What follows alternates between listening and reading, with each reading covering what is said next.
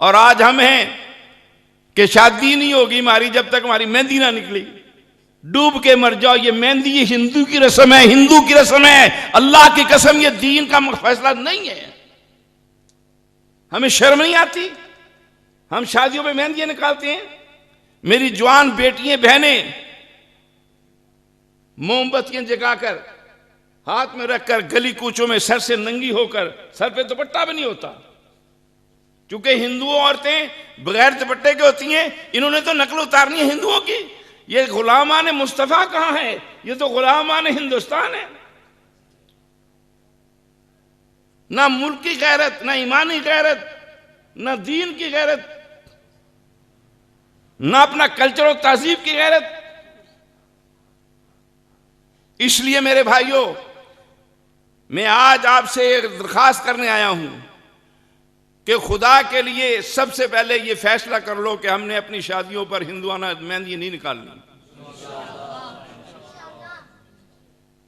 मस्जिद में बैठे बात मुझसे कर रहे हो, अल्लाह के घर में अहद व पैमान कर रहे हो। मैं वादा नहीं लिया, इरादा कराया है। वादे और इरादे में फर्क है। इरादा कर लो कि आज के बाद हमारे खानदानों में जो शादियां होंगी उसमें हिंदुआना मेहंदी की रस्म कतई नहीं होगी, इंशाअल्लाह। फिर देखो अल्लाह की रहमत तुम पे कैसे आती है। मेरे दोस्तों, प्यारे महबूब सल्लल्लाहु अलैहि वसल्लम और उनके जानसार सहाबा ने इस दीन के लिए जो कुर्बानियां दी हैं, कभी उस पर भी गौर कर लिया करो। हमें दीन का पास नहीं ना, हम तो हिंदुओं की रस्मों में डूबे हुए हैं। या सहाबा के नाम पर जो गैरत खाकर तुम मोहब्बत के अंदर अपनी जानें कुर्बान करने को तैयार हो, जरा इस पे भी गौर करो कि सहाबा ने कायद आलम से दीन सीखकर इस पर अमल कैसे किया। और प्यारे नबी ने इस दीन को जो हम तक पहुंचाया, उस नबी को इस दीन के पहुंचाने में क्या क्या तकलीफें आई हैं, कभी गौर किया हमने? हदीस मुबारक में आता है कि हुजूर अकरम सल्लल्लाहु अलैहि वसल्लम अगर मक्के में दावत तबलीग का काम कर रहे थे, ये जो आज मैं बातें कह रहा हूँ आपको, ये दावत तबलीग ही है ना, कि हिंदुओं की रस्म नहीं करनी, इस्लाम का दामन नहीं छोड़ना, बिदात नहीं करनी। ऐसे अल्लाह के नबी भी मक्के की सरजमीन में जब मुशरिकीन मक्का को दावत दी, अपने प्रोग्राम की तरफ अपने पैगाम दिया, अपना मंशूर दिखाया, बतलाया कि अय्युहन्नास क़ूलू ला इलाहा इल्लल्लाह तुफ़्लिहू, कि लोगो ला इलाहा इल्लल्लाह का इकरार कर लो, फला पा जाओगे, कामयाब हो जाओगे। तो मक्के वालों ने पता क्या किया था? अल्लाह के नबी जिस रास्ते से चलते हैं तो वो बेईमान गड्ढे बना देते थे कि यहां पे गिर जाएगा, हम ऊपर से पत्थर मार मार के उसको खत्म कर देंगे। या अल्लाह के नबी हरम पाक में खड़े हैं, सजदे में सर का है, अल्लाह के नबी की ज़ुबान से निकल रहा है सुभान रब्बी अल्लाह अला, सुभान रब्बी अल्लाह अला, ऐसे में। और मुशरिकीन मक्का ओज भरा हुआ ऊँटनी का ओज मनोमन वजन अल्लाह के नबी के गर्दन पे ला के सर पे रख दिया कि ये सुभान रब्बी अल्लाह अला क्यों कहता है, सुभान रब्बी अल्लाह अला क्यों कहता है। उस अल्लाह की पाकीज़गी तहारत जो आला अरफा है उसी का ऐलान क्यों करता है। अल्लाह के नबी ने तकलीफ़ें बर्दाश्त की, पत्थर खाए। जाओ हज़रत बिलाल से पूछो, इश्क़ रसालत के पैकर से,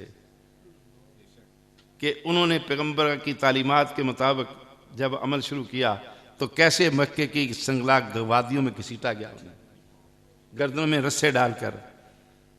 जी, सहरा अरब के सहरा रेतले, उन पे कैसे घसीटा गया। अल्लाह के नबी सल्लल्लाहु अलैहि वसल्लम मक्के वालों की, मुशरिकीन की इन तकालीफ को बर्दाश्त न कर सके।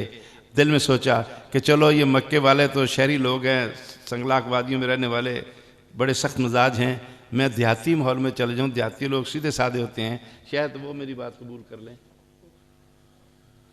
हुजूर अकरम सल्लल्लाहु अलैहि वसल्लम ने मक्का से चले ताइफ का रुख इख्तियार किया।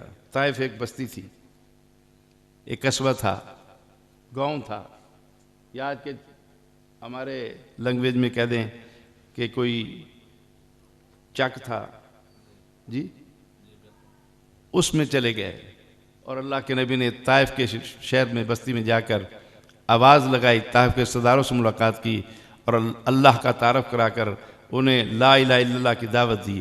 तो दोस्तों हासिलपुर वालों, खुदा की कसम, ताइफ के सरदारों ने बजाय मेरे नबी की बात को तस्लीम करने के नौजवानों को इकट्ठा कर लिया और उन नौजवानों की झोलियों को पत्थरों से भर दिया। और ये ताइफ के सरदारों ने कहा कि जहां मोहम्मद ला इलाहा इल्लल्लाह का नारा लगाए, तुमने इसके मुकाबले में पत्थर मारने हैं इसको। हासिलपुर वालों, खुदा की कसम, हदीस मुबारक में आता है, इतने पथराव किए, इतना पथराव किया ताइफ वालों ने कि अल्लाह के नबी की पिंडली मुबारक लौलुहान हो गई और पिंडली से खून निकलकर जूता अल्लाह के नबी के पाँव का खून से भर गया, लबरेज हो गया, लथपथ हो गया और अल्लाह के नबी निढाल होकर जमीन पे गिर गए। अरे जिस दीन का आज तुझे मुझे एहसास नहीं है, रसूमात में डूबे लोगों, इस दीन की खातिर हमारे पैगंबर दो आलम सल्लल्लाहु अलैहि वसल्लम ने अपने आप को लौलुहान कराया, वजूद यातर तरह तरह से जख्मी कराया और मुकाबले में मुशरिकीन नौजवान पत्थर मार रहे हैं।